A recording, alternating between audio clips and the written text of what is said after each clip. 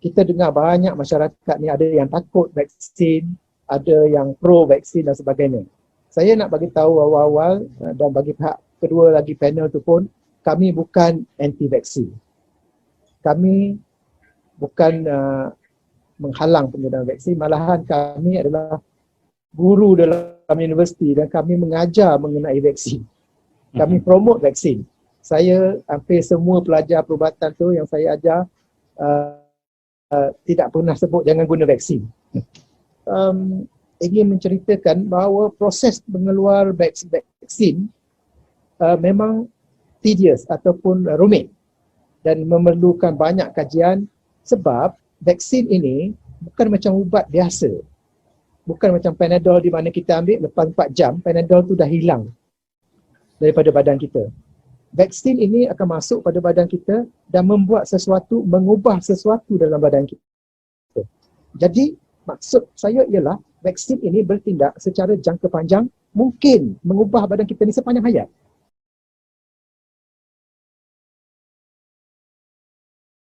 Itu bergantung pada vaksin lah. Dan apa yang biasanya terjadi ialah vaksin ini secara klasikal, secara tradisi dibuat dengan menggunakan virus yang telah lemah ataupun yang tak aktif. Dan dia masukkan dalam badan, badan kita akan bertindak mengeluarkan setengah antibody dan sebagainya.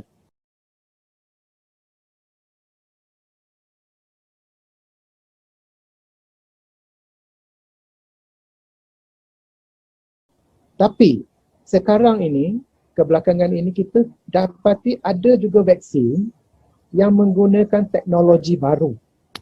Dipanggil teknologi mRNA dan sebagainya. Dan vaksin ini dilakukan dengan cepat. Itu cukup bagus. Itu menunjukkan kemajuan teknologi sudah dapat menjana vaksin dengan cepat dan juga dengan baik.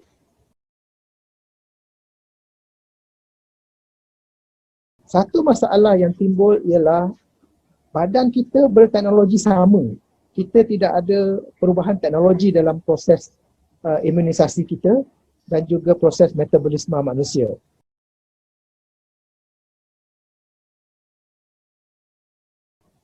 Jadi, vaksin ini bila kita dah dapat buat vaksin dengan baik, ujian pada manusia haruslah dilakukan dengan sempurna, dengan lengkap.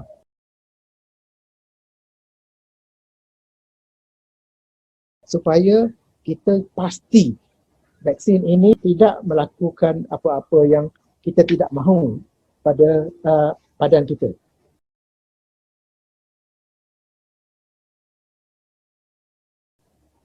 Kita tengok dulu sebelum ini, vaksin RNA ini telah dibuat untuk virus yang terdahulu dan banyak kesan yang buruk telah berlaku kepada haiwan-haiwan yang telah dikaji akibat vaksin ini.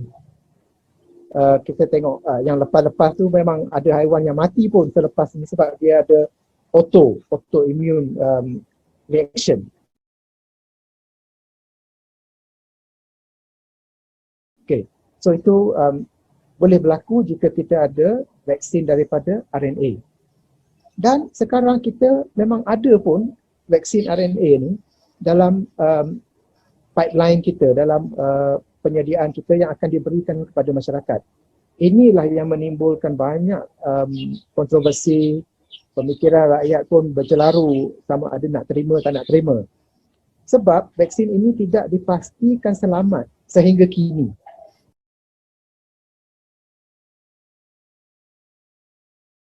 Ia dikeluarkan dalam keadaan authorized for emergency use. Maknanya kajiannya belum lengkap. Kalau pada saya lah, kita tak boleh panggil lagi vaksin tu. Kita boleh panggil dia experimental material je.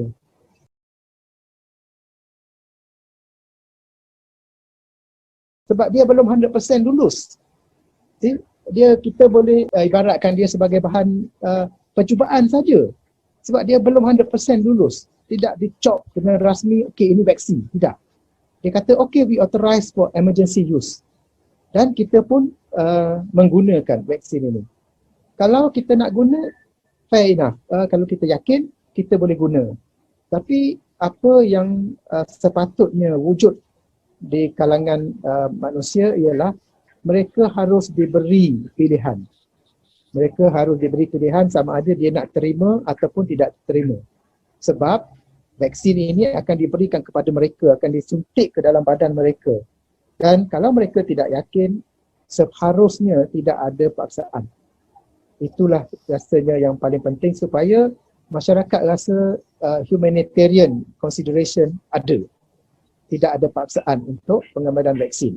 Yang saya rujuk ini adalah vaksin yang RNA based, yang berdasarkan pada RNA dan teknologi baru. Kalau vaksin lama tidak ada masalah, siapa dia punya kemuskilan ataupun keraguan tidak tinggi. Tapi bila teknologi baru, teknologi sendiri kita dah tahu dia baru, tapi kajiannya tidak lengkap. Lagilah kita rasa tidak selamat untuk menerima vaksin ini. So itulah satu-satu yang timbul di kalangan ramai masyarakat. Dan satu lagi, vaksin yang berdasarkan pada RNA ni, dia ada kemungkinan menimbulkan reaction antibody ADE dipanggil.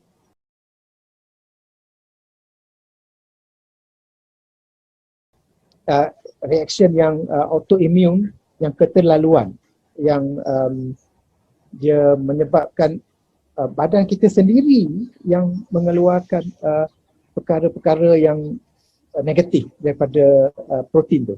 Maknanya badan kita yang buat kita menjadi huru-hara, mendapatkan penyakit tu. So inilah satu-satu yang paling takut berlaku pada siapa-siapa. Satu lagi konsep yang kita perlu tahu ialah inter-individual variation. Ini bermakna setiap manusia berbeza. Mungkin kalau dalam 100 orang, 80 tu hampir sama, tapi ada 10 berbeza. Ada 10 belah belakang dia positif, yang negatif pergi 10 belah belakang.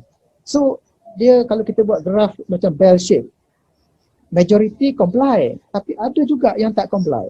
Manusia memang macam tu. Contohnya kalau kita ambil kopi, ada orang minum kopi, dia tak boleh tidur sampai 2 hari. Tapi ada orang minum kopi, dia boleh tidur. Tak ada apa-apa. So itu dipanggil inter-individual variation. Kita ada juga inter-ethnic variation.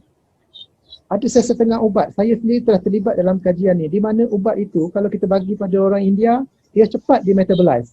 Kita bagi pada orang Cina, dia lambat. Ini sebab kita ada, manusia ni ada dikategorikan sebagai fast metabolizers, slow metabolizers dan sebagainya. Bergantung pada satu bahan yang dipanggil cytochrome enzyme dalam badan. So ini semuanya kita kena tengok secara terperinci sebab kita rakyat Asia. Kita bukan orang-orang daripada Europe ataupun Amerika di mana ujian itu dijalankan. So baru ni saya tengok seorang jururawat Cina yang dapat severe allergic reaction. Saya straight away teringat, mungkin ini inter-ethnic variation. Telah dia exhibit inter-ethnic variation.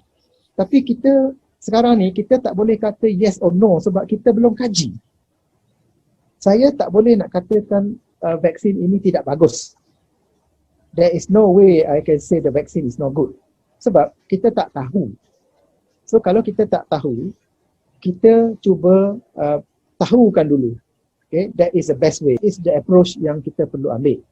Okay, so that is on the vaccine itself.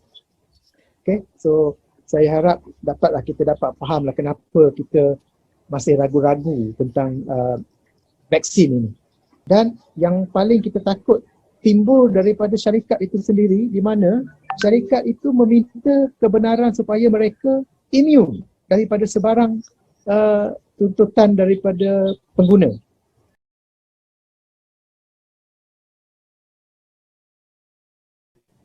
Dia minta immune status, liability tak ada. So, kenapa itu diminta daripada pihak-pihak berkenaan? Mungkin dia takut juga sebab dia pun tahu, dia tak tahu juga keselamatannya. So, all this put together, mungkin kita boleh tengok semula